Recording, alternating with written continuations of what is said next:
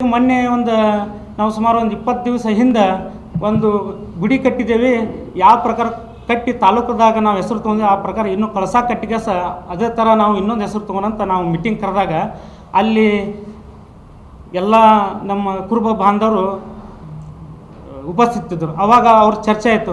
ಇಲ್ಲ ದಾಟಿ ಹೋದ್ರೆ ನಮ್ಗೆ ಬೈತಾರ, ನಿಮ್ಮನ್ನು ಅಲ್ಲಿ ಬಡಿತಾನೋ ಇಲ್ಲಿ ಕರಿತಾನೋ, ನೀವು ಭಾಳ ದಬ್ಬಾಣಿಕೆ ಮಾಡ್ತೀರಿ, ನೀವು ಹಂಗೆ ಹಿರಿಯತನ ಮಾಡ್ತೀರಿ, ಹಿಂಗೆ ಮಾಡ್ತೀರಿ, ರೊಕ್ಕ ತಿಂತೀರಿ, ನೀವೆಲ್ಲ ದೇವರೆಲ್ಲ ಸುಳ್ಳು ಹೇಳ್ತೀರಿ ಅಂತ ಹಿಂಗೆಲ್ಲ ಪೀಡಿಸ್ತಾ ಇದ್ದಾರೆ ಅಂತ ನಾವು ದೈವದವ್ರಿಗೆ ಜನ ಎಲ್ಲ ಬೇಡ್ಕೊಂತು. ಆವಾಗ ನಾವು ದೈವದವ್ರು ಏನು ಹೇಳಿದ್ದಪ್ಪ ಅಂತಂದ್ರೆ, ನೋಡ್ರಿ ನಮ್ಮ ಗುರು ಹಿರಿಯರು ನಮ್ಗೆ ಕಲಿಸಿದ ಮಾರ್ಗ ದುಷ್ಟನ ಕಂಡು ದೂರ ಇರೋಂಥ ಆ ಪ್ರಕಾರ ನೀವು ಫಾಲೋಅಪ್ ಮಾಡಿರಿ. ಅವ್ರ ಸವಾಸ ಬಿಟ್ಬಿಡ್ರಿ, ನಿಮ್ಮ ಪಾಡಿಗೆ ನೀವು ಇರ್ರಿ. ಇವ್ರು ಏನು ಮಾಡ್ಕೋತಾರೆ ಮಾಡ್ಕೊಳ್ಳಿ. ಕಾನೂನು ಅನ್ನೋದು ಒಂದು ದೊಡ್ಡ ಆಸ್ತರ ಐತಿ. ಕಾನೂನು ನಂಬಿಕೆ ನಾವು ಜೀವನ ಮಾಡೋಣ ಅಂತ ನಾವು ಹೇಳಿಕೆ ಇಲ್ಲಿಂದ ಅಲ್ಲಿವರೆಗೂ ನಾವು ಈ ಥರ ಅವ್ರು ಮಾಡಿದ್ದೆಲ್ಲ ಕಾರ್ಯಕ್ರಮ ನಾವು ಸಹಿಸ್ಕೊಂಡು ಈಗ ಇಲ್ಲಿಗಿಂತ ಬಂದೀವಿ ರೀ. ಈಗ ಅವರು ಏನು ಮಾಡ್ತಾಯಿದ್ದಾರೆ, ನಾವು ಹಾವೇರಿ ಜಿಲ್ಲಾ, ಶಿವಮೊಗ್ಗ ಜಿಲ್ಲಾ, ಇಡೀ ಬೆಳಗಾವಿ ಜಿಲ್ಲಾದಿಂದ ರಾಯಬಾಗ್, ಚಿಕ್ಕೋಡಿ, ಅತ್ನಿ ಎಲ್ಲ ತಾಲೂಕಿನಿಂದ ನಮಗೆ ಗುಡಿಗೆ ಭಕ್ತರು ಬರ್ತಾರೆ.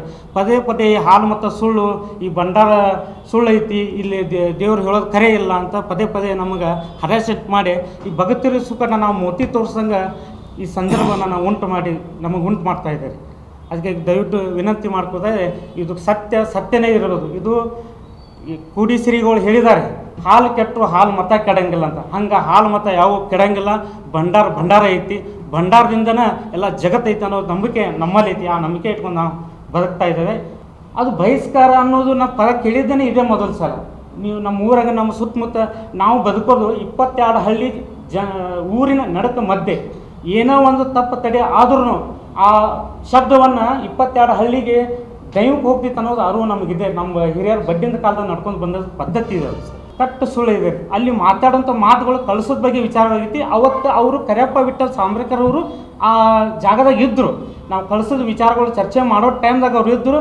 ಅವರು ಫೋನ್ ಹಿಡ್ಕೊತ ಹೋದ ನಂತರ ಈ ಜನ ಅವ್ರ ಬಗ್ಗೆ ಹೇಳಂತೆ, ಅವ್ರ ಜೋಡಿ ನೀವೇನು ಹೋಗಕ್ಕೆ ಹೋಗ್ಬೇಡ್ರಿ, ಅವ್ರು ಯಾಕೆ ಅವ್ರು ಬಾಯಿಗತ್ತಿ ನೀವು ಯಾಕೆ ಕಡ್ತೀವಿ, ದುಷ್ಟನ ಕಂಡು ದೂರ ಹಿಡ್ಕೊಂತ ಜೀವನ ಮಾಡ್ರಿ ಅಂತ ಹೇಳಿದ ಮಾತ್ರ ಇದು ಸತ್ಯ.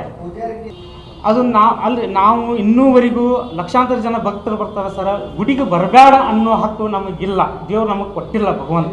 ಅದು ಅವ್ರು ಹೇಳೋ ಮಾತಿನ ನಿಟ್ಟಿನೊಳಗೆ ನಮಗಿದು ಸರಿ ಹೊಂದ ಇಲ್ಲ ಅಂತ ನಾವು ನಮ್ಮ 22 ಹಳ್ಳಿ ದೈವಕ್ಕೆ ನಾವು ವಿಷಯ ತಿಳಿಸಿದ್ವಿ. ಈ ಥರ ನಮ್ಗೆ ಸುಳ್ಳು ಸೊಟ್ಟು ಹೇಳಿ ನಮ್ಗೆ ಹರಾಜ್ಮೆಂಟ್ ಮಾಡ್ತಾರೆ. ನಮ್ಮ ಭಂಡಾರ ಮತ್ತು ನಮ್ಮ ಹಾಲು ಮತ್ತು ಧರ್ಮನ ಕೆಡಿಸುವಂಥ ಪ್ರಯತ್ನ ನಡೆದಿದೆ. ಇದಕ್ಕೆ ನೀವಾದರೂ ನ್ಯಾಯ ಕೊಡಂತ ಅವ್ರ ಸಮ್ಮುಖವಾಗಿ ಹೋಗಿದ್ದು ಮಾತ್ರ ಇದು ನಿಜ.